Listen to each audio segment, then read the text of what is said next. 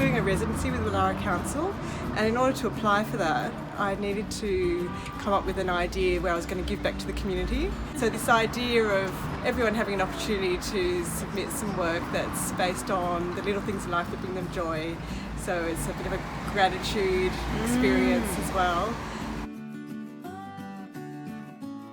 My best friend Shane, her mum has the big teapot, or had the big tea. She's no longer with us, and the tea cosy with the cat.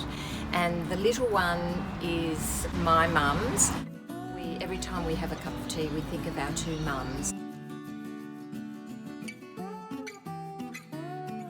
It's actually just a narrative of landscapes that I've taken photos of and stitched together. And then I was sort of led to the idea of Australiana, and it's sort of intentionally kitsch and playful, and that's where the wildlife sort of came into it, and it's just meant to be fun. I was reflecting on this whole happy art prize thing, and I was remembering all those bath time days, you know, day after day bathing the children, and I'm missing that really lovely time when they're all in the bath singing, chatting. So that was the kind of inspiration for the painting. I started painting leaves when a friend of mine gave me a gift of some beautiful leaves she'd found in Centennial Park, and that process of really careful observation makes anything, no matter how mundane or broken or imperfect, transformatively beautiful.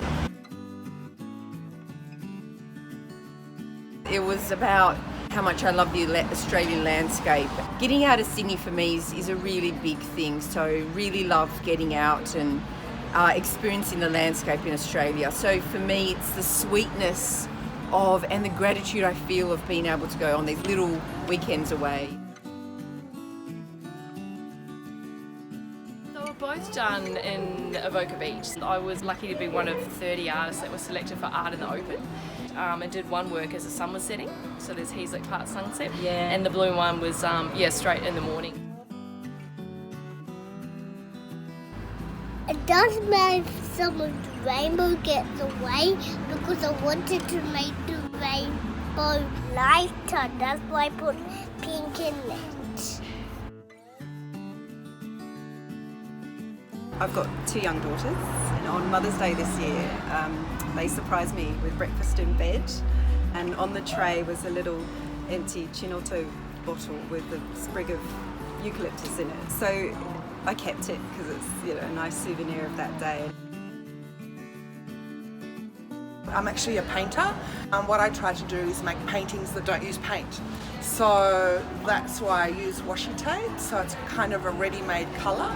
So it kind of frees up my mind where I don't feel like I have to mix up paints to a certain colour. I just work with the colours that I've got. Although I've never been to the snow, this is what I imagine it's like in spring and summer when all the flowers start to bloom. It's a little jar of ceramic buttons, which was actually a school project. So we were told that what we needed to do was to do something from our childhood. So a childhood memory of mine was my grandmother's basically babysitting me with a jar of buttons. So what they'd do is they'd bring out this jar of buttons, and I'd be playing with them for hours, sorting them out into colours and shapes and so forth. This work was from one of my trips to Blackheath. I went there to visit a friend, and I just spent a weekend there. And it looked to me like these two trees were sort of connecting with each other, like the larger tree was reaching out to the smaller tree. So the work's kind of about those friendships and those mentors that kind of nourish and inspire us, and you know how we should be kind of conscious and grateful.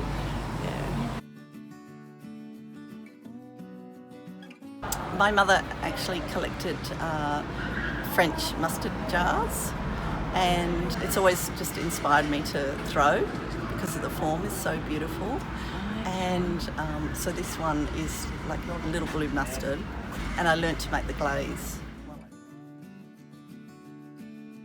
At the moment I'm just sort of experimenting with porcelain, and I've found a new love for it.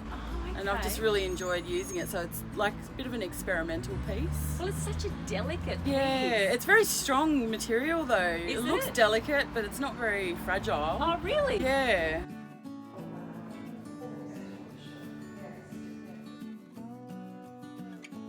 It's not that hard to be reminded that there really are lots of good people doing good things.